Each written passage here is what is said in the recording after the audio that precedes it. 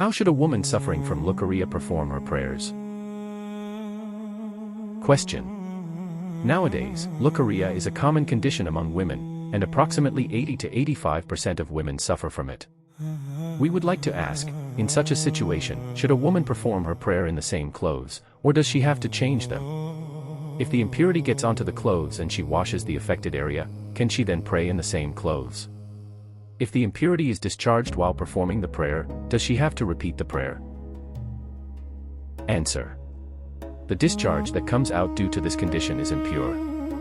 Prayer should not be performed in clothes that have become contaminated with it. However, if the affected part of the clothing is washed and purified, it is permissible to perform prayer in those same clothes.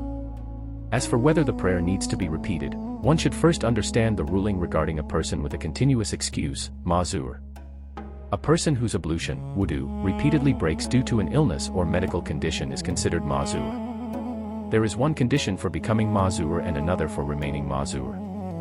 The condition for becoming mazur is that during an entire prayer time, the person does not get enough time in which they can perform the prayer while remaining in a state of purity.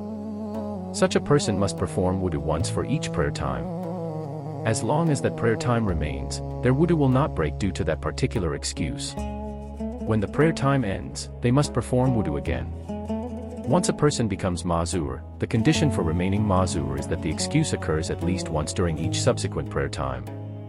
If an entire prayer time passes without the excuse occurring even once, then the person is no longer considered mazur. Therefore, women whose leucorrhea is so severe after menstruation that they do not get enough time during the entire prayer period to perform a prayer while remaining in a state of purity will be considered mazur.